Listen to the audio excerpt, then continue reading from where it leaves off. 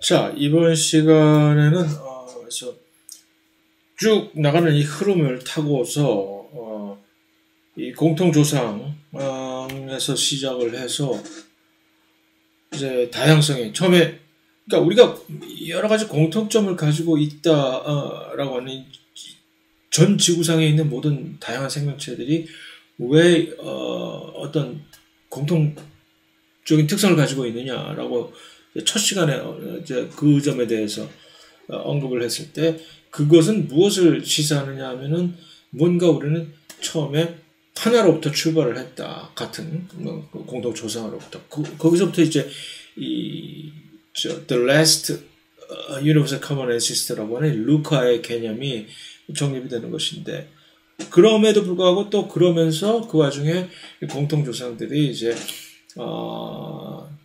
왜냐면 공동 조상으로부터 나온 모든 자손들은 그럼 왜 똑같지 않느냐 모든 것들이 그 다양성은 도대체 어떻게 해서 생긴 것이냐 그 다양성은 DNA 염기설 변화 과정에 의한 개체의 다양성들이 계속해서 축적이 되면서 점점 이 다름이 점점 심화 또는 극대화돼서 이제 너하고 나하고는 달라도 너무 다르네.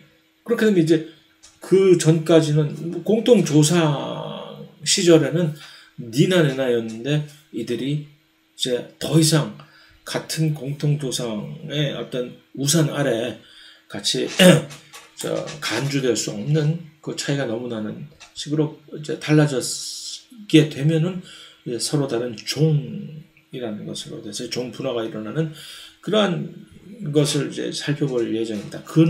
그런데 그것을 하기 이전에 지난 시간에 얼핏 까먹은 것이 있는데 지난 시간에 우리가 좀 집중적으로 살펴봤던 이 진핵세포의 이 오가넬에 대해서 그러니까 진핵세포를 대표하는 특징이 바로 세포 소기관들이 있다라고 하는 거잖아요. 진핵세포는 워낙 세포와 다르게 이런 것들이 있어. 뭐 이상한 것들이 막 미토콘드리아를 위시해서 이상한 그러니까 이 세포 소기관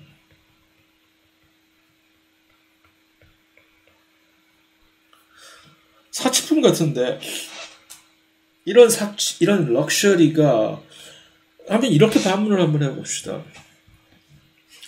그럼 원핵세포, 나 원핵세포요. 나 세균인데 말이요. 나도 좀 한번 이 세포 소기관 하나라도 좀 가져봅시다. 그래서 나는 왜 못 가지는 것이요? 누가 못 가지래? 가질 수 있죠. 그런데 왜 우리는 이 원핵세포들은 한결같이 어떠한 세포 소기관도 가지고 있지 않은 것일까? 왜 모두 진핵세포만이 세포 소기관을 가지고 있을까라는 좀 황당한 질문을 한번 던져봅시다. 왜 그럴까? 거기서 이제 진핵세포가 아니 전형적인 특징으로서 제시하게 되는 진핵세포에는 세포 소기관들이 있다라고 하는 것이 사실 그것에 대한 이해가 근본적으로 될 수 있을지도 모르기 때문에 그렇습니다.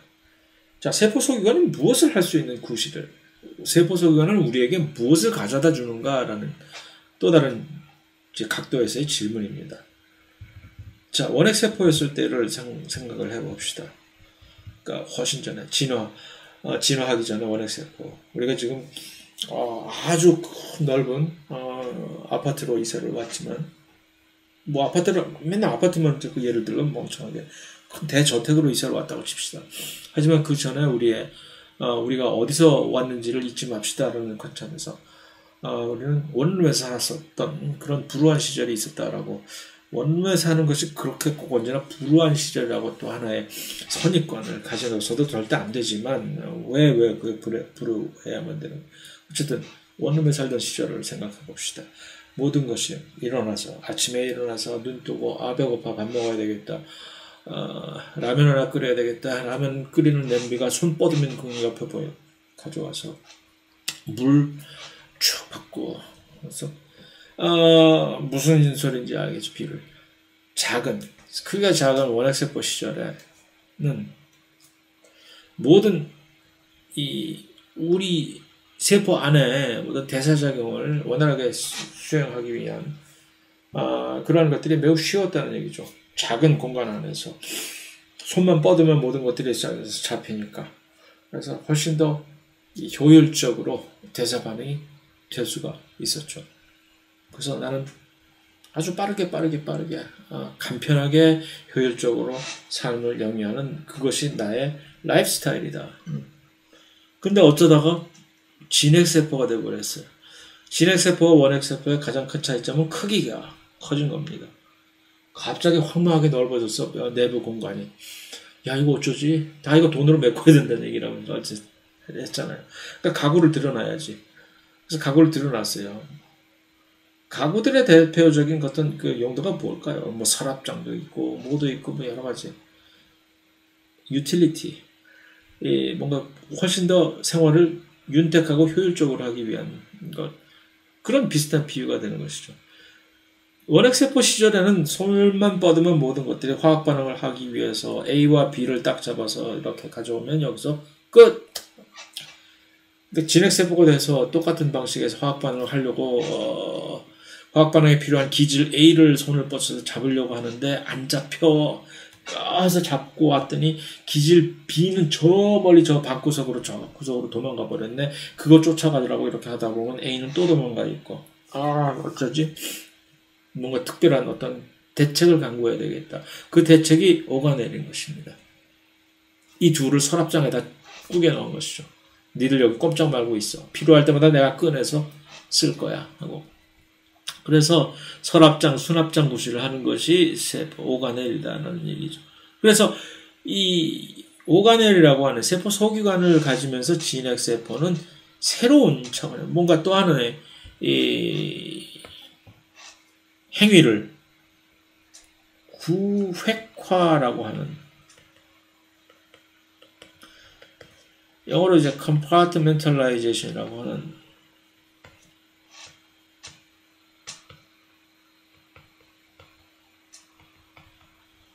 컴파트먼트 뭔지 알잖아요.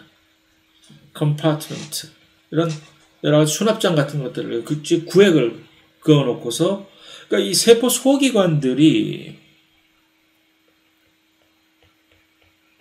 그러한 구획화를 구현하는 데 필요한 어떤 도구로 사용이 되는 것이죠. 그래서 어떤 특별한 세포 소기관 내에서 특별 또는 고유라고 뭐 합시다. 한 환경을 나름대로 만들어 놓는 것이죠. 예를 들어서 세포 소기관, 진핵세포에만 있는 세포 소기관 중에서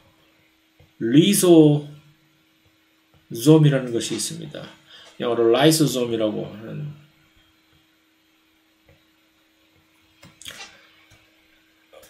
그 안에 들어가면 모든 것이 죽음이죠. 용광로 또는 뭐 분해기관 또는 그라인더라고 해서 갈아 없애버리는 거죠. 모든 것을 분해해버리는 그런 장소. 마치 우리 몸 안에 위 구실을 한다고나 할까? 그러기 위해서 마치 우리 위 안에 위산이 그득하게 그런 엄청난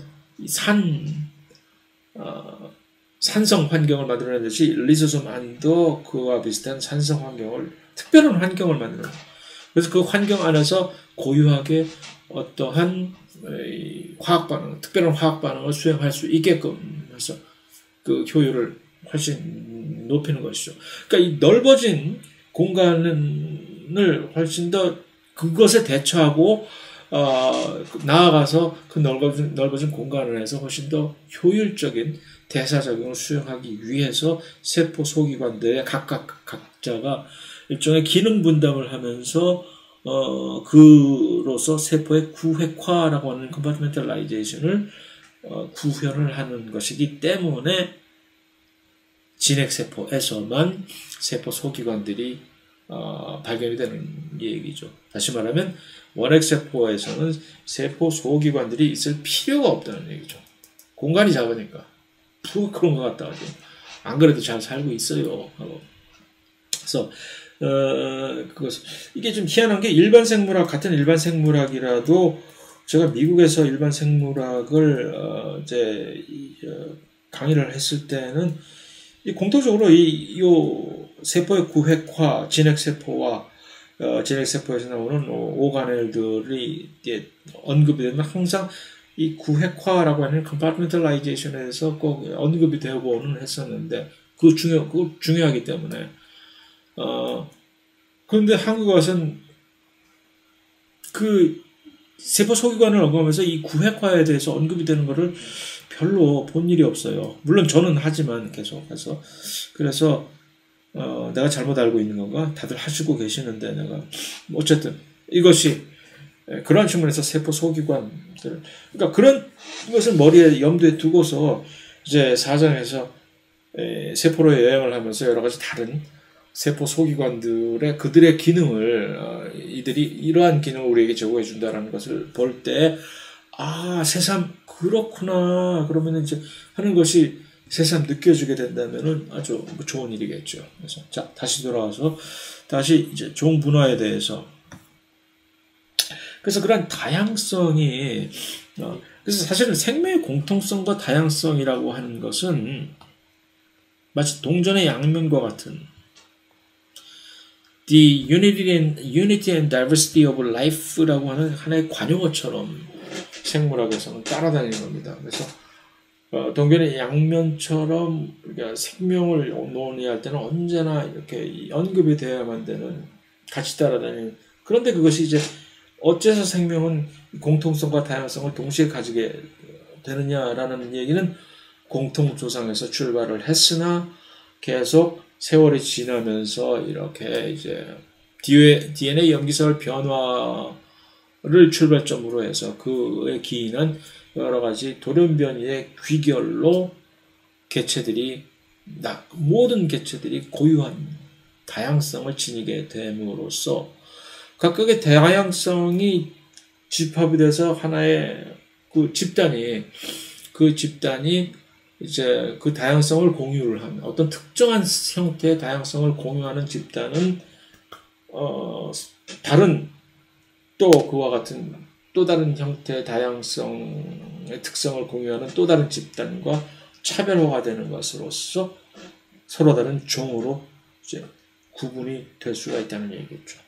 문과적인 얘기로 문과 스타일로 얘기를 하자면 그런 것이고 이과 스타일로 얘기하면 뭔 그런 뜬구름지 않는 얘기를 하고 앉았어.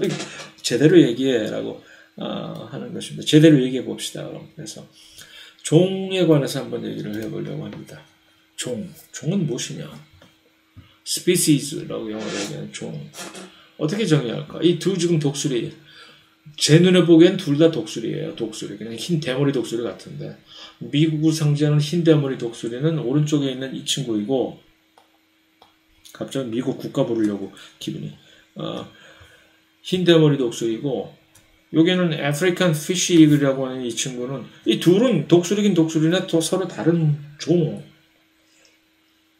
다른 종의 독수리입니다.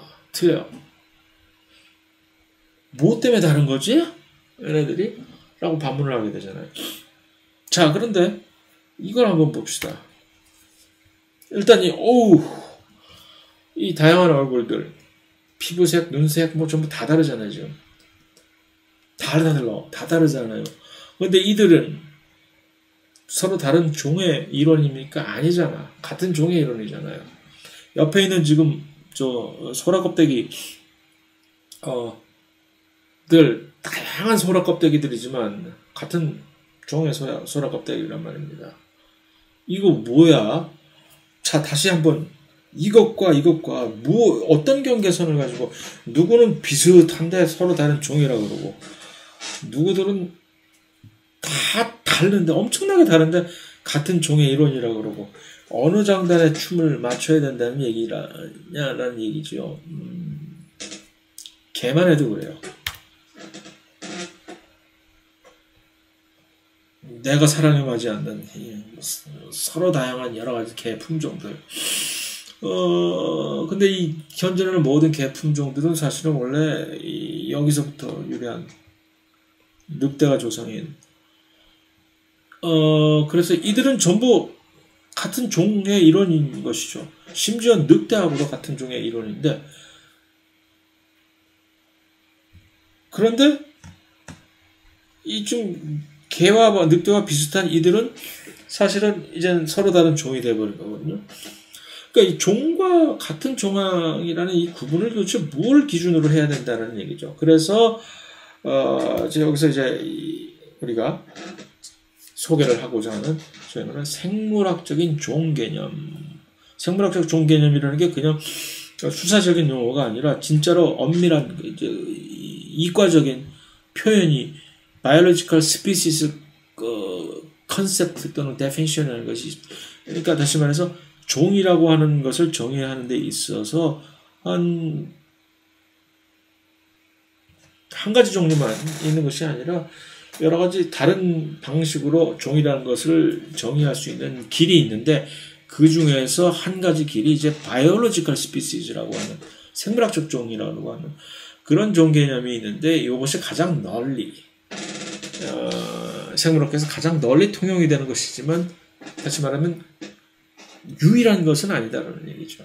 왜냐하면은 이 생물학적인 종 개념이라는 것은 어디에 근간을 두냐면은 이 인터브리딩이라고 하는, 서로 간에 메이팅을 하면서 교잡을 하고 자손을 낳을 수 있는 이런 번식이 가능한 능력을 우리는 인터브리딩을 한다는 얘기인데, 그래서 요 특별한 방식의 종의 정의는 교잡이 가능한 개체들의 집단이라고 이제 간단하게 얘기를 하는 것인데, 그래서 교잡이 가능하다니 그게 무슨 소리야? 하면 네가 만약 나와 같은 종의 일원이라면 너하고 나하고는 서로 교잡을 할 수 있어야 되고, 같이 그러니까 메이팅, 결혼을 할 수 있어야 되고, 그 결혼해서 자식을 낳을 수가 있어야 되며, 그 낳은 자식이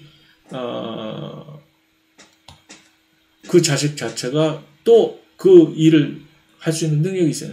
생식이 가능한. 그러니까 불임인 자식이 아니라 버젓이 생식을 할 수 있는 자손을. 왜 이런 것이 나오냐면은, 말하고 당나귀하고는 같이 교잡까지는 가능하나 말하고 당나귀 엄밀하게 서로 다른 종의 일원인데, 그 둘이 사실 억지로 막 포스를 해서 교잡을 하게 만들 수는 있으나, 거기서 나온 자손인 노새는 불행하게도 불임이 되는 것이죠. 그러니까 그렇기 때문에 말과 당나귀는 같은 종의 구성원이 아니다라고 딱 편하게 우리가 일갈해 버릴 수가 있는 것이거든요. 거기에는 이제 이유가 있죠. 왜 불임인지. 말과 당나귀 사이에서 나온 자손인 노새는 어째서 불임이 되어야만 되는지에 대한 이유가, 확실한 이유가 있으나 그것을 여기서 괜히 쓸데없이 들출 필요는 없는 것이고, 어쨌든 그것이 이제 가장 널리 통용되는 종을 정의할 수 있는 하나의 방식이다라는 얘기죠. 그런데 그것이 하나의 생식에, 그것도 그 생식 중에서도 이 유성생식이라고 하는, 이것을 할 수 있는 그 전제 조건이 있어야만 되기 때문에 생물학적 종 개념을 그 아무한테나 다 무차별적으로 적용시킬 수는 없다라는 얘기죠. 왜냐하면 이 세상에는 이런 유성생식에 의해서 번식을 하는 생명체보다는 무성생식에 의해서 번식을 하는 생명체들이 훨씬 더 많거든요. 이들한테 생물학적 종 개념을 갖다 들이댔다가는 뭔 소리 하는 거야. 그럼 나 혼자 스스로 하나의 독립적인 종이란 말이냐라고 하면은 할 말이 없어지는 거죠.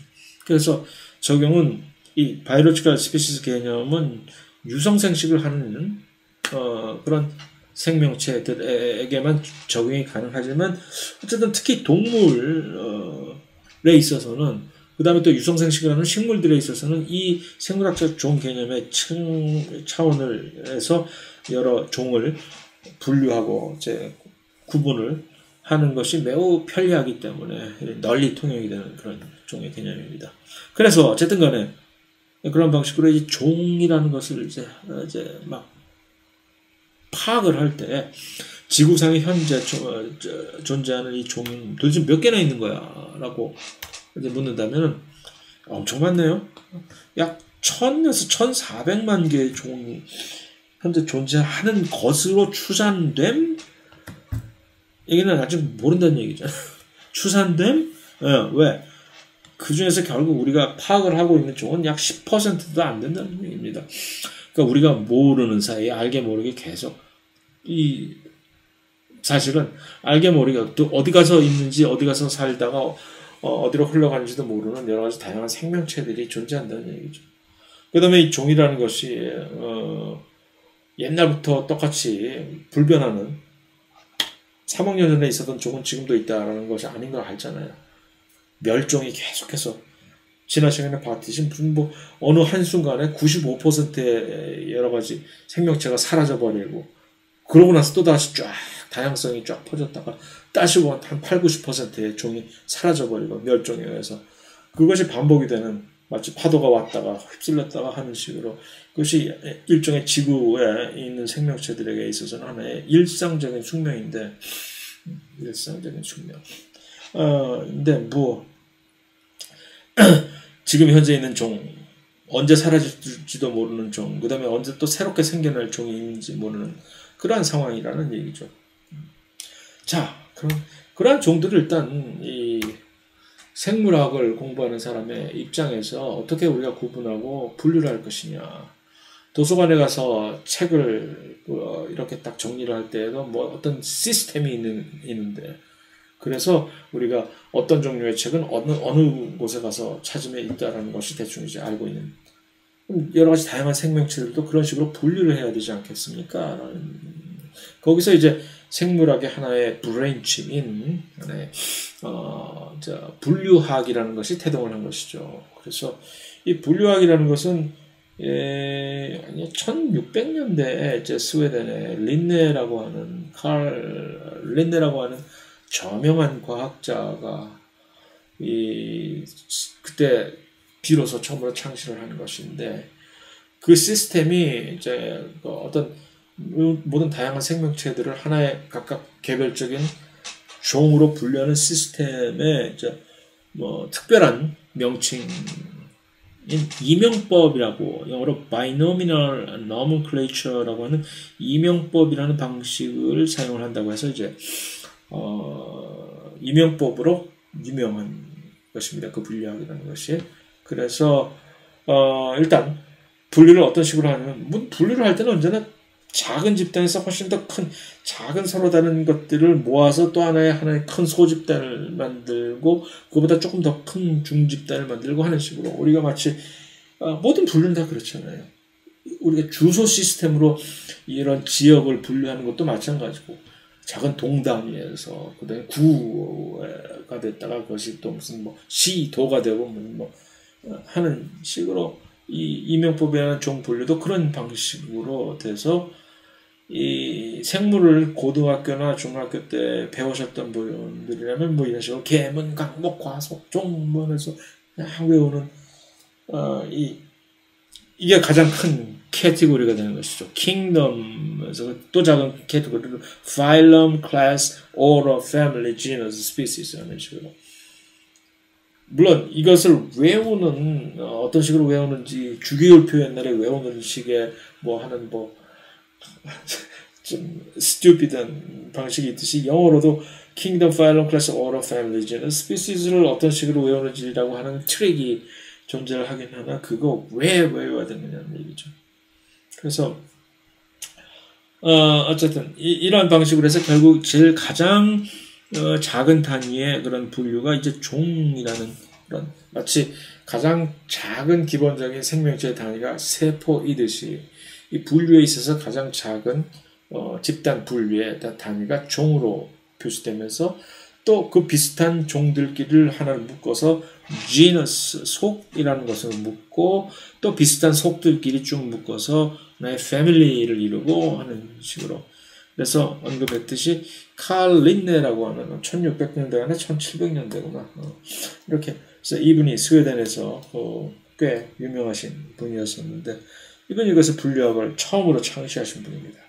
그래서 과학에 있어서 아주 엄청난 그래서 학명이라고 하는 지금 뭐 사람 하면 학명이 호모 세이피엔스 뭐 하는 식으로 그 학명이 아니면은 사람이라는 것을 세계 각지에서 여러 다른 지역에서 다르게 부르겠지만 그것을 통일하는 그런 측면에서라도 학명에 이거는 하나의 가치가 있다고 얘기를 할 수가 있겠는데, 분류학을 창시한 이 칼 린네는 영어로는 이제 칼 리니우스라고 이제 발음을 하는데, 근데 이분이 이 분류학을 처음에 창시한 이 목적이 매우 웃깁니다.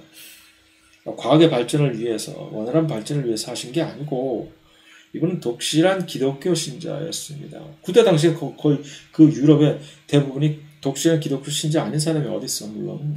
그런데 너무나도 열정적인 그런 신자였었기 때문에, 그분은 무엇을 철석같이 믿었냐면, 이 지구상에 존재하는 모든 다른 생명체들은 창조주가 전부 만들어낸 그 상태로 절대로 변하지 않고 그대로 존재를 한다. 앞으로도 영원히 존재할 것이고, 처음에 창세기에 태초에 하느님이 빚으신 그대로였었고, 그러니까 나는 하느님의 충실한 종복으로서 나의 험불한 이 의무는 그것들을 하나하나 파악을 해서 우리가 잘 정리해놓고 계속 하느님의 영광을 우리가 가슴속에 새기고 있어야만 하는 것이다. 저는 그런 아주 원대한 목적의식에 의해서 이제 이런 큰 일을 벌이신 거죠. 그래서 그냥 막 분류를 다 해놓으셨어.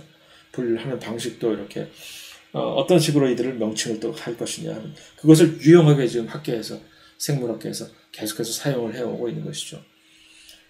그러다가 이제 시간이 곧 지나지 않아서 그 이후로 1700년대만 해도 이랬으나 1800년도에 뭐 이렇게 가면서 갑자기 이상한 일들이 생기기 시작하는 것이죠. 과학이 조금씩 발전을 하면서 기술이 발달하니까 땅을 파기 시작하면서 땅을 파다 보니까 웬 생각도 못한 듣도 보도 못한 생물의 잔해가 발견이 되는 거죠. 화석의 형태로. 이 뭐야 이거? 공룡의 화석, 무슨 매머스의 화석. 아니 이런 게 있었단 얘기야? 아니 이런 게 있었는데 왜 지금은 없지? 그래서 이제 사람들이 조금씩 이제 의심을 가지기 시작. 야 이거 이 모든 거 막 이제 하느님이 창조한 거 맞는 거야? 뭐 하고.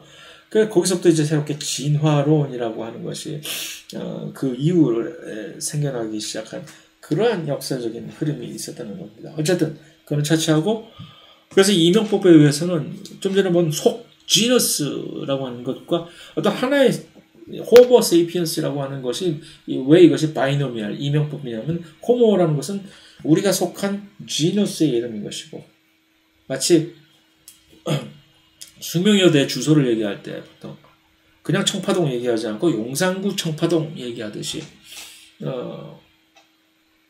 그런 식으로 해야 이제 좀 덜 헷갈리는 것입니다. 그래서 성명과 종명을 생해서 하나의 종들을 표기를 한다는 것이 바로 이 이명법의 근간인 것입니다. 별거 아니라는 얘기죠. 그래서 지금 여기 보이는 이 표범을 그런 식으로 이명법에 의해서 이제 하면, 표범의 학명은 펜세라파두스라고 하는.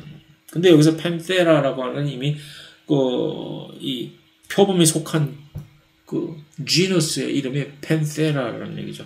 그 안에는 표범도 있고 무슨 스노우 레퍼드도 있고 무슨 치타도 있고 그렇겠죠. 그들이 다 같이 하나의 펜세라라고 하는 그런 속에 속한 일원으로 있을 것이고, 좀 더 큰 그룹으로 올라가 보면 그 모든 펜세라들은 또 다른 비슷한 동물들과 함께 펠리디에이라고 하는 고양이과라는 거죠. 여기 바로 그러니까 고양이도 같이 들어간 거고, 사자, 호랑이도 같이 고양이과에 속해 있는 것이고, 좀 더 높이 올라가 보면 이 목에 가서는, 오더에 가서는 오더 카니보라라고 하는, 카니보라, 얼핏 보면 카니보라가 뭔지 알겠죠. 어떤 동물들을 요 카니보라에 이제 집어넣는지. 고기 먹는 동물들, 카니보어들은 전부 여기, 그러니까 풀 뜯어먹는, 강아지 풀 뜯어먹는 소리 하고 있는 그런 사람들은 여기 안 속해 있는, 여기 뭐. 그 다음 또 올라가면 클래스에 가서 이제 메멀리아라고 하는 포유동물들은 전부 또 이렇게 모아놓고, 그 다음에 좀 더 높은, 그래서 포유동물은 아니나 모든 등뼈를 가진 동물들은 코데이타라고 하는 그런 파일럼 안에 속해 있게 되는 것이고, 더 나아가서 가장 큰 이 정상에 올라가면은 모든 애니멀들은 애니멀 킹덤에 지금 속해 있게 되는 거예요. 그럼 몇 개의 킹덤이 있는 것이냐? 킹덤 애니멀, 그 다음에 킹덤 플란타, 킹덤 펀자이가 있을 것이고, 그 다음에 킹덤, 옛날에는 킹덤 모네라라고 해가지고서 제가 생물학을 처음에 배웠던 그 시절에 이들이 전부 프로캐리어트를, 고세균과 세균을 다 통틀어서 킹덤 모네라라고 해서 그때는 이제 5 킹덤밖에 없었던 시절인 것이죠. 근데 요즘은 이제 도메인으로 해가지고 3 도메인 해서 일단 도메인에서 백테리아, 아르케아, 유캐리아를 먼저 딱 나눈 다음에 그 다음에 그 도메인 유캐리아 안에서 그럼 몇 개의 킹덤이 나오겠습니까? 유캐리오트 안에서의 킹덤은 킹덤 프라티스타 원생 생물이 나올 것이고, 킹덤 애니말리아 두 번째, 킹덤 플란타, 킹덤 킹덤 펀자이가 4개의 킹덤이 있을 것이고, 그 다음에 프로캐리어트는 지들끼리 또 따로 놀아라. 그들의 킹덤은 따로 그들이 존재하는지는 제가 확인해 보지 않았습니다. 아마 없다고 저는 생각을 하고 있는데, 어쨌든 그래서 이런 식으로 킹덤을 이렇게 킹덤과 삼영역은 이런 관계에 있다 하는 얘기입니다. 자, 그래서 그런 방식으로 한다면은 이 이명법에 의해서 호모세이피엔스, 이 친구는 호모세이피엔스 아닌데 네안데르탈 같은데, 그 다음에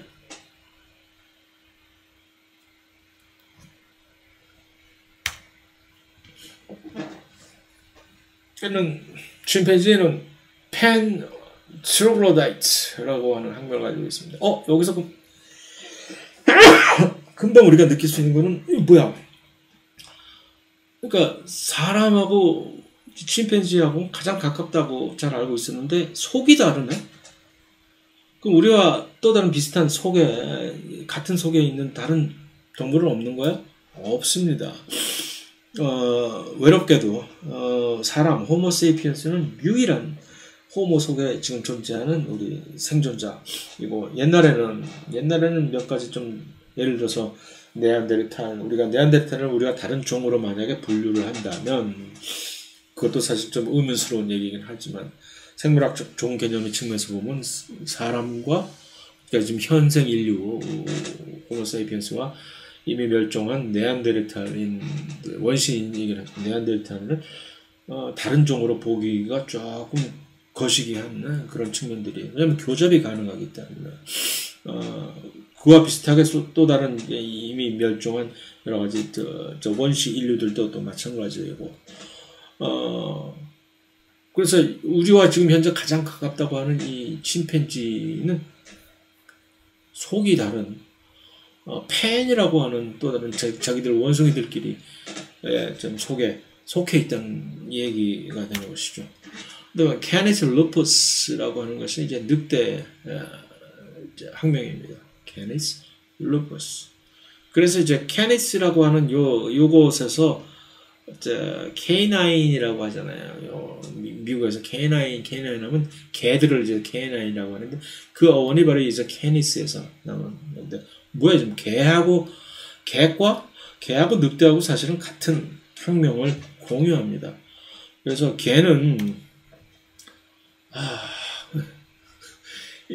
캐니스 루퍼스인데 갑자기 뭔가 또 하나 또 있죠. 이제 familiaris라고 하는, 이것이 이제 subspecies name인데, 사람도 그런 식으로 subspecies name을 가질 수가 있어요. 그래서 호모 세이피엔스, 세이피엔스라고 하는 subspecies 하나 더 가지고서 네안데르탈인과 사람을 같은 종으로 치부하려고 할 때는 네안데르탈인은 호모 세이피엔스 네안데르탈렌시스라고 하고, 세 번째 보는 것은 이제 subspecies name이에요.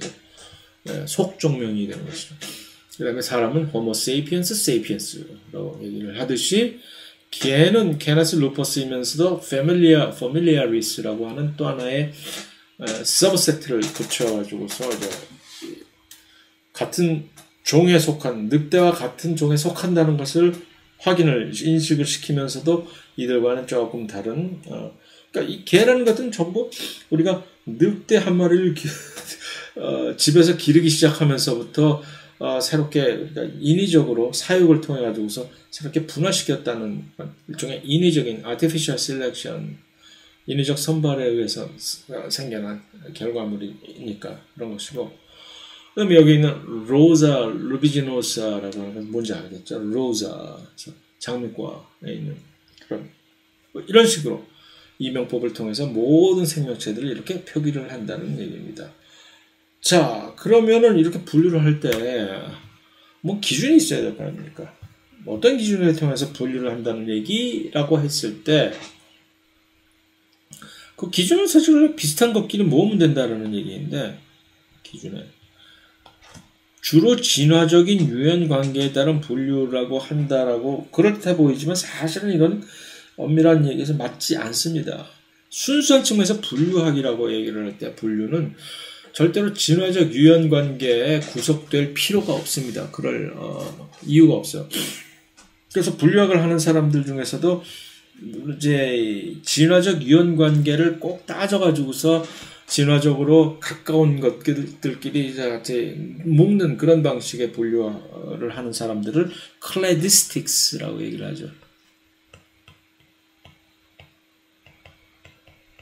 스펠링이 여기 Y인지 I인지입니다. 클래디스틱스 헷갈리는데, 그래서 하나의 분류학의 한 분파일 뿐이지 분류학의 모든 것을 대표한다고는 볼 수 없으나, 트렌드라는 것은 못 속이는 거예요. 트렌드 자체가 분류를 처음에는 그냥 린네가 처음에 창시했듯이 진화는 무슨 진화, 린네가 진화라는 개념을 어디 상상을 했겠어요. 그래서 그때의 그냥 비슷한 것끼리 어떤 근거로 해서 비슷한 것을 결정하는 것지는 여러 가지 또 이제 기준이 있으나, 그런 식으로 해서 분류를 하던 것이 요즘은 이제 분류를 할 때 진화적인 유연 관계를 이제 감안을 하지 않을 수가 없는 것이죠. 그래서 사실 진화 계통도라고 하는 그 진화학, 진화 계통학과 분류학은 그런 의미에서 확실히 구분되는 다른 것이지만, 요즘의 트렌드는 분류학에서 그런 진화적인 그런 어떤 요소들을 계속적으로 이제 참고해서 계속 삽입을 시킨다고, 접목을 시킨다는 얘기죠.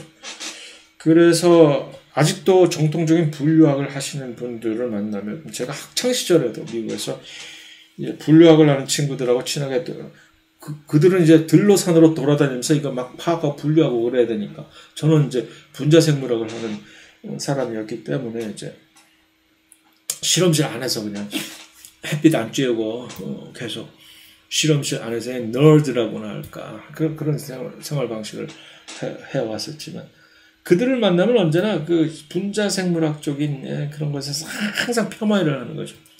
야, 그런 쓸데없는 거를 막 공부를 하고 말이야. 너 다 쓸데없는 걸 잘 알지 뭐 하면서. 분류학을 하시는 분들, 지금도 한국에서 이제 아주 분류학을 해서 일가를 이루신 그런 저명하신 분들을 만나서 얘기를 하다 보면, 이 분자생물학에 대한 이 일종의 은근한 적개심이라고까지 그렇게 얘기하고, 그러니까 그거 다 쓸데없는 거고. 그러니까 요즘은 분자생물학적인 어떤 이 툴을 이 분류학에서도 이제 진화적인 어떤 유형 관계를 밝힐 때 많이 사용이 되고 있는 그런 추세인데도 불구하고 그분들은 그것을 인정을 하고 싶지 않은 것이죠. 그러나 인정을 하지 않을 수밖에 없는 슬픈 현실이 나중에 가서 이제 또 얘기를 하겠습니다만, 그래서 자꾸 의자가 삐걱거려서 좀 신경이 쓰이네. 이제 진화적 유연 관계라니 무슨 소리냐라고 좀 더 구체적으로 얘기해 달라고 한다면 바로 이런 얘기죠. 얼마나 가장 가까운 과거에 공통 조성을 공유했는가, 바로 이 기준에 의해서 사람과 침팬지가 가장 가까운 진화적 유연 관계에 있어서 가장 가깝다라고 얘기를 할 수가 있는 것이고, 그래서 진화적 유연 관계는 그런 입장에서 진화 계통도라고 하는 phylogenetic tree라고 하는, 마치 나뭇가지 이렇게 그리듯이 그런 방식으로 표현을 한다는 얘기입니다. 그래서 이것이 그런 하나의 대표적인 진화 계통도입니다. 그래서 여기 보면 침팬지와 사람이 이렇게 가장 가깝게 이렇게 되어 있는데 그들의 공통 조상으로서는 이제 여기에 유인원이라고 하는 그런 공통 조상이 유인원 중에 어떤 특정한 종류의 유인원인 것이죠. 그럼 이제 유인원류 중에서도 여러 가지 다양한 종류의 우리가 흔히 얘기하는 그냥 다 원숭이들. 그들이 이제 영장류라고 하는 것은 그런 것이죠. 그래서 가장 멀리는 안경 원숭이까지도 여기에 이렇게 속해 있는 것이고, 그러면 이제 점점 더 가서 포유류라고 하는 공통조상은 이쯤에 있는 것이고, 척추동물이라고 하는 이 공통조상은 이쯤에 있는 것이고, 그래서 다 거슬러 올라가면 사실은 사람은 심지어 물고기하고도 사실은 한때 공통조상을 공유했던 적은 있으나 그 시기적으로 공통조상을 공유했던 그 시기를 따지면 여기 오리너구리 있네. 지난 시간에 언급했던 오리너구리 그림이 여기 있는. 그러면 계통적으로 봤을 때 오리너구리는 사실 포유류에 속할 수도 있는 것이나 포유류 중에서도 조금 다른 포유류가 되는 것이죠. 단공류라고 이제 분류를 너무 많은 것을 여기서 괜히 쏟아볼 필요는 없고, 그래서 이제 시기적으로 가장 가까운 시기에 공통조상을 이렇게 공유를 했다면 이제 진화적인 유전관계가 가장 가깝다라고 하는 것인데, 이 진화적인 바로 이 그림은 조금 특별한 의미가 있는 것이, 전통적으로 이런 진화적인 유전관계를 확립을 하기 위해선 여러 가지 다양한 단서들을 가지고서 이것을 설정을 할 수가 있습니다. 그래서 일단 전통적으로는 생김새, 어떻게 생겨 먹었는지와 그 다음에 해부학적인, 그 다음에 또 화석 같은 것들도 참조를 하고, 화석이 이제 여기서 유용하게 쓰일 수 있는 이유는 이런 것들이 화석에서 드러나는 것이죠. 이 과거에 있었던 비슷한 이 공통조상들은 현재에서 사라져버린, 멸종된 것이나 땅을 파다 보면 과거에 있었던 화석의 모양을 보고, 이 친구의 중간 계통의 어떤 화석이 여기 발견이 됐는데, 그 시기적으로 화석은 연대 측정이 가능하니까 어느 시기에 이제 살았었던 거네 뭐 하고, 그러면 이 공통조상임이 분명해 뭐 하고, 그래서 그런 여러 가지 방식에 의해서 이제 진화적인 유연 관계를 이제 이렇게 규정을 해 왔었는데, 그런데 다시 돌아와서 이 그림에 지금 현재 보여주고 있는 이 슬라이드 그림의 특별한 점은 뭐냐면, 이것은 순전히 그러한 전통적인 그러한 단서에 의거하지 않고 순전히 DNA 염기서열 비교만 가지고서 이것을 유전관계를 이렇게 딱 확립을 해버린 것입니다. 그런데 그럴듯하죠. 전통적으로 이걸 해도 똑같은 결론에 도달을 할 것이라는 얘기죠.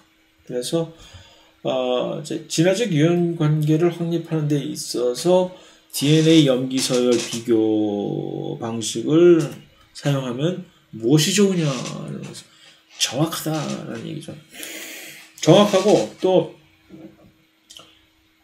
앞에 이 그림은 굳이 DNA 염기서열 변화를 사용하지 않고서도 얼마든지 그냥 할 수가 있는 그런 사안이나, 예를 들어서 우리가 진핵생물이 고세균과 가장 더 가까웠는지 세균과 더 가까웠는지는 그런 전통적인 방식으로 파악을 하기가 매우 힘든 것인데, DNA 염기서열 비교는 아주 깔끔하게 정리가 되는 그런 또 측면이 있는 것이죠. 자, 여기서 DNA 염기서열 비교에 의해서 DNA 염기서열 뭐냐? DNA 염기서열 비교가 그래서 서열이 비슷하면 비슷할수록 우리는 진화적으로 훨씬 더 가깝다라는, 그냥 얼핏 들어서 당연한 얘기 같잖아요, 그죠? 그래서 다시 말하면 인간과 침팬지의 DNA 염기서열을 전체적으로 비교를 하면 이거는 98점 몇 %가 서로 동일하다, 일치한다고 얘기를 하잖아요. 그런데 이제 그것을 인간과 개하고의 DNA 염기서열을 비교를 하면 98% 정도의 일치성을 보이지는 않을 거 아닙니까? 뭐 한 7, 80% 일치할까? 찾아보지 않아서 모르겠으나. 그러니까 그만큼 사람하고 개하고 보다는 사람하고 심팬지하고가 훨씬 더 가깝다. 진화적으로 얘기해서. 라는 결론에 도달할 수가 있다는 얘기인데, 자, 여기서 하나 짚고 나온 것은, 이론적 근거가 뭐냐는 얘기죠. 왜 DNA 염기 서열이 비슷하면 비슷할수록 이 둘간을 진화적 유형 관계가 훨씬 더 가깝다고 결론을 지을 수가 있는 이런 근거는 뭐냐라는 얘기죠. 아니, 당연한 얘기 아니냐라고 뭐 물을 수가 있지만, 아니 왜 진화적인 유형 관계가 같을수록 DNA 염기 서열이 비슷하냐는 얘기지. 왜 좀 멀면 안 돼? 이게 왜 무슨 상관관계가 있다는 얘기지? 라고 묻는다면은 그것에 대한 설명은, 자, 첫 번째 가장 중요한 전제 조건은 이겁니다. 일단 우리가 이것을 동의를 해야 되는 거죠. 이 모든 지구상에 존재하는 모든 생명체는 처음에 공통 조상으로부터 전부 다 갈라져 나온 거다라는 것을 우리가 동의를 해야만. 그것이 아니라라고 하면은 DNA 염기서를 비교한다는 것은 아무 의미가 없다는 얘기죠. 그러니까 자, 이것을 동의하는 한, 좋아, 그렇다. 그러면 이 공통 조상으로부터 쭉 나왔는데 왜 우리는 이렇게 달라졌느냐라고 하는 이제 원초적인 질문으로 다시 돌아가는 거죠. 그것이 왜 그랬다고 그랬죠? 돌연변이. 원래는 같았는데 돌연변이가 여기서 있었을 때, 여기서 제가 언제나 예를 드는 것이 일란성 쌍둥이의 예를 언제나 저는 여기서 듭니다. 그래서 자, 일란성 쌍둥이가 여기서 태어났습니다 라고 칩시다. 여기 일란성 쌍둥이가 부모님으로부터 뿅 하고 태어났어요. 여기서 두 개의 일란성 쌍둥이가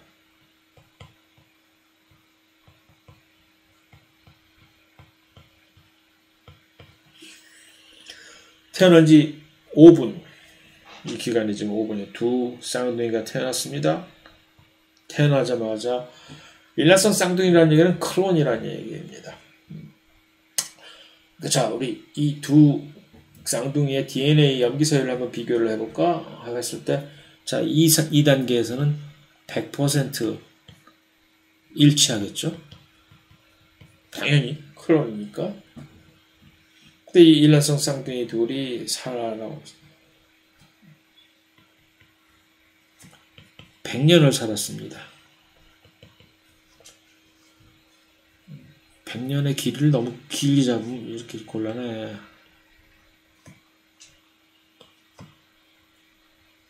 100년.